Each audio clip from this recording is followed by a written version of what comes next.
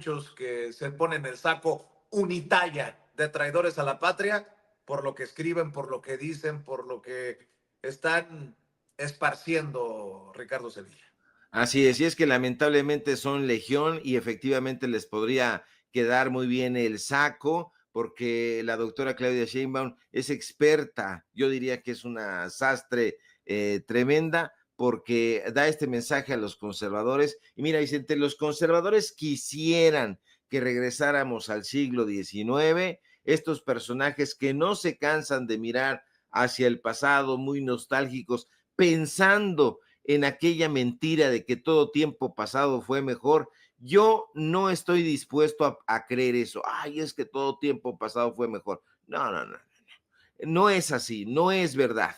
Pero estos personajes tienen una idea vieja, tienen una idea caduca sobre la política y sobre el pueblo de México, que eso es lo más peligroso. En las redes sociales, personajes inefables que ya no vamos a enumerar porque no vale la pena, piden la intervención de los gobiernos extranjeros, piden la intervención de Estados Unidos, la intervención de España. Usted los ha leído una y otra vez, los leyó ayer, los leyó la semana pasada, el mes pasado, el año pasado, el sexenio pasado, porque es lo único que hacen. Le piden a Trump, le piden al rey que venga y que solucione, dicen, los problemas que tiene este país. Estos personajes son los vergonzantes herederos de Miguel Miramón. Dice la doctora Claudia Sheinbaum, habla de Miramón, aquel líder conservador del siglo XIX, conocido precisamente por su vergonzoso papel en la Guerra de Reforma y en la intervención francesa. Un completo cretino. ¿No recuerdan que este personaje ascendió al poder como presidente interino? Y ahí, gracias precisamente a esa visión conservadora que lo impulsó, que lo defendió, se puso a enfrentar justamente a los liberales, especialmente tenía una animadversión contra Benito Juárez, el capitán, diríamos, de los liberales. Y estos personajes en la derecha, Vicente, no recuerdan, o yo no diría que no recuerdan, simplemente no saben, porque son burdos, porque son estúpidos, porque son ignorantes, porque no leen ni conocen la historia de este país, no recuerdan que el gobierno de Miramón buscó restaurar el papel de la iglesia católica, y establecer un estado confesional. Sí, querían que la iglesia les tomara confesión a todos de manera obligatoria. Eso lo propuso Miramón. Y a mí, en este caso, lo más peligroso me parece que todavía haya personajes en esta época que defiendan al conservadurismo. Defender el conservadurismo, Vicente, es defender una tara social sin más. Las miradas conservadoras de los políticos, de los periodistas, entre comillas, y de ciertos grupos sociales han causado muchísimo daño al perpetuar desigualdades sociales y limitar el progreso. Ellos dicen que están a favor del progreso, para nada, no son progresistas. La gente lo sabe y la gente que milita y que simpatiza con ellos, si fuera un poquito más a fondo, dejaría de simpatizar con ellos y entenderían que este tipo de enfoques, sin duda retrógradas, defienden roles tradicionales que han marginado históricamente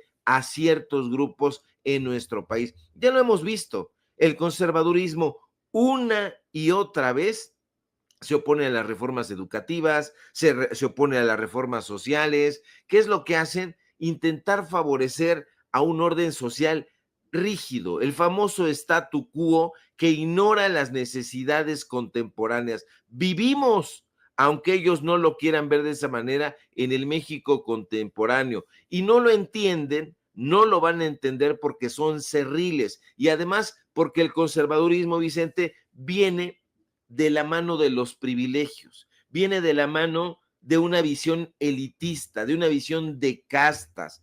Y esta resistencia al cambio que tienen estos personajes ha propiciado que estos grupos no se adapten, no puedan entender ni en lo político, ni en lo económico, ni en lo social, ya no digamos en lo cultural, en lo artístico, los desafíos, los muchos desafíos sociales que exige una nación contemporánea. Es el México contemporáneo, aunque Guillermo Sheridan, ese conservador ramplón, piense otra cosa. Los conservadores, Vicente, ya lo hemos visto, lo hemos atestiguado, exacerban los problemas en lugar de resolverlos. Ahí están atizando estas críticas malavidas y malhadadas en las redes sociales. Echémosle un ojo, por ejemplo, a la historia de la educación en nuestro país y vamos a ver el daño que le ha hecho el conservadurismo a los estudiantes y a las escuelas. No podemos ser ciegos ante la realidad. Neguémonos a eso. Si hacemos un examen minucioso, nos vamos a dar cuenta de que la mirada conservadora en la educación de este país ha causado muchísimos efectos negativos. Ahí están, a la vista de quien los quiera ver, de quien los quiera recordar, porque recordar es muy importante en un proceso de transformación. Acuérdese usted, acuérdese nada más de la rigidez y de la mirada cuadrada de muchos educadores conservadores. Nosotros vivimos, tú y yo, Vicente, en una época, y mucha gente que los ve y que nos escucha también, en una época donde los profesores se comportaban de una manera distinta. Recuerde su juventud, su adolescencia, su infancia en las escuelas, cómo era. Los profesores en su mayoría promovían desde el conservadurismo un enfoque rígido. ¿Qué hacían? Pues priorizar la obediencia, la memorización. Tómate esta biografía, esta monografía,